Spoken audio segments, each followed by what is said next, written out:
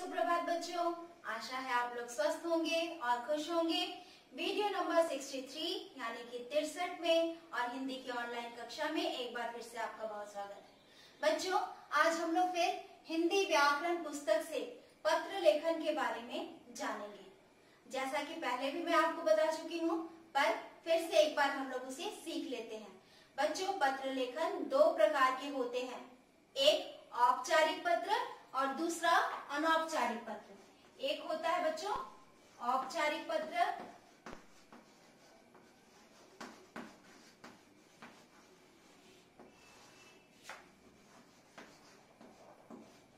और दूसरा होता है अनौपचारिक पत्र।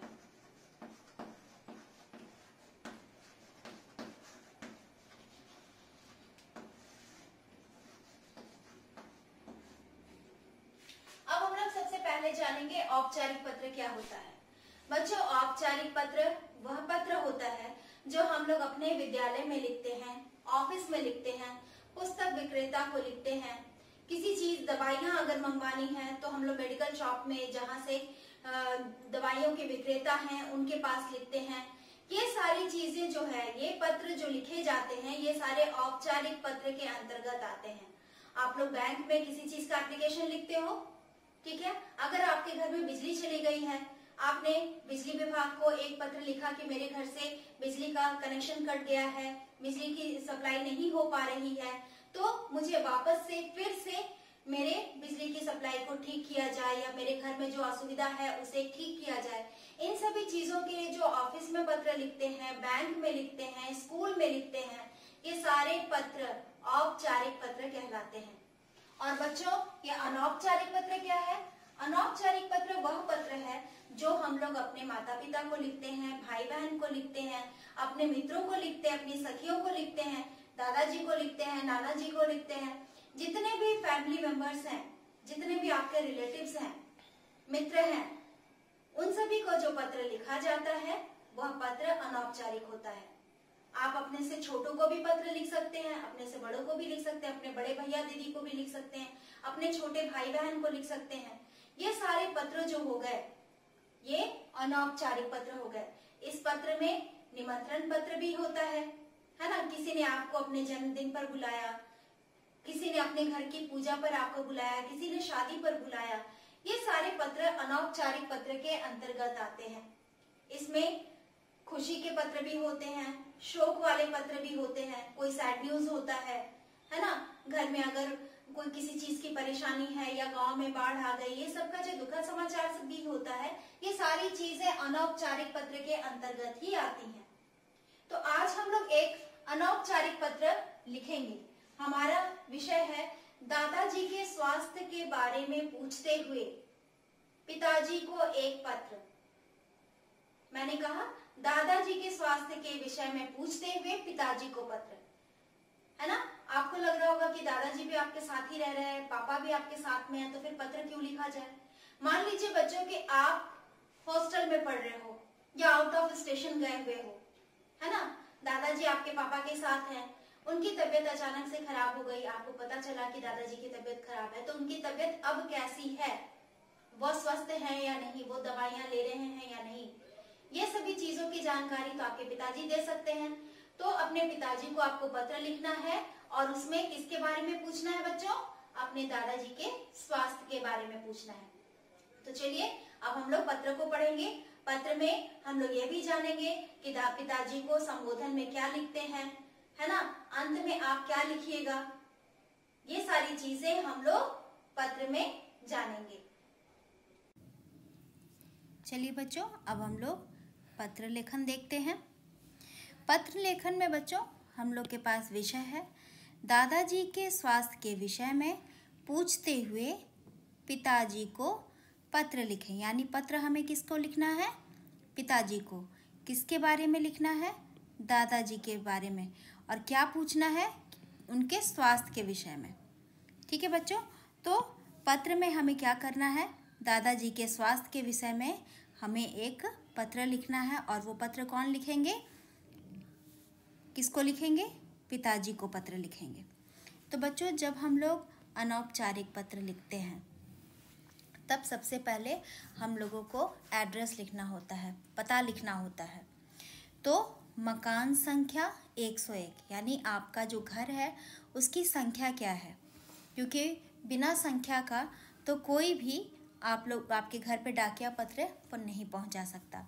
तो मैंने यहाँ मकान संख्या लिखा है। कुछ लोगों का प्लॉट नंबर होता है, प्लॉट नंबर भी लिख सकते हैं, ठीक है। उसके बाद मकान संख्या लिखने के बाद मैंने लिखा है कोऑपरेटिव कॉलोनी। आप में से जिसका घर चास में है, चास लिख सकते हैं, सेक्टर 1 लिख सकते हैं, ठीक है, सेक्टर 1 लिख सकते हैं, सेक्टर 2 लिख सकते हैं। कोई जो 70 में है वो 70 लिख सकते हैं, ठीक है। जो बारी कोऑपरेटिव है बारी कोऑपरेटिव लिख सकते हैं, रेतु डी लिख सकते हैं। तो जिसका जो भी घर है जहाँ पे वो रहते हैं, तो इस तरह से वो लोग अपना एड्रेस लिख सकते हैं, ठीक है। तो यहाँ कोऑपरेटिव कॉलोनी लिखा हुआ है।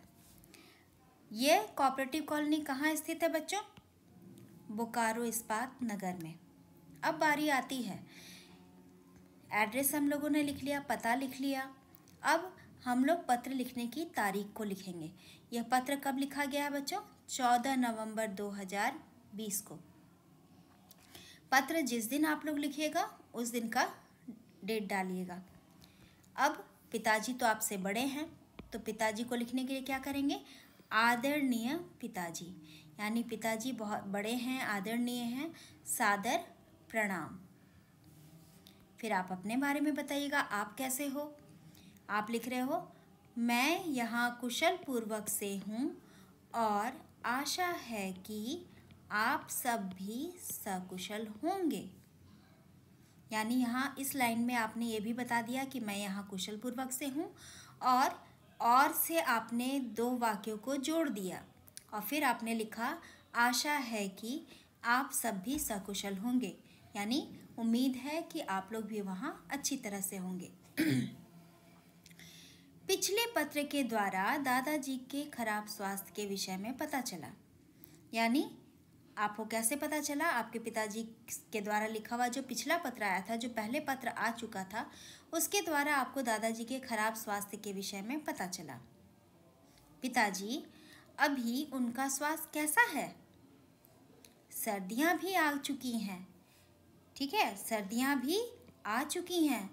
आप उनके गर्म कपड़ों और दवाइयों का पूरा ध्यान दीजिएगा, ठीक है। अब वो ओल्ड एज के हैं, बूढ़े हैं, तो सर्दियाँ आ चुकी हैं तो गर्म कपड़ों की बहुत आवश्यकता होती है, समय पर दवाइयाँ लेनी होती है। तो आप अपने पापा से रिक्वेस्ट कर रहे हो कि उनके गर्म कपड़ों और दवाइयों का ध्यान रखा कीजिए। फिर आप अपने माता पिता से भी रिक्वेस्ट कर रहे हो, आप और माताजी भी अपना ख्याल रखिएगा। मेरी ओर से घर में सभी बड़ों को सादर प्रणाम, यानी आपकी ओर से और घर में जितने बड़े लोग हैं, माँ हैं, दादी जी हैं, है ना, तो सबको सादर प्रणाम। पत्रोत्तर, पत्रोत्तर मतलब क्या होता है बेटा? पत्र जो लिखा गया है, यानी आप जो पत्र लिख रहे हो उसके उत्तर के इंतज़ार में आपका पुत्र या आपकी पुत्री। अगर आप लड़के हो तो आपका पुत्र, अगर आप लड़की हो तो क्या लिखोगे? आपकी पुत्री, और फिर अपना नाम लिखोगे। बॉय है तो राजेश, लड़की है तो राधा। यहाँ पे मैंने 2 नाम लिखे हैं, पर ज़रूरी नहीं है कि आप लोग इसी 2 नाम को लिखिए, आप लोग यहाँ पे अपना नाम लिखेंगे, ठीक है।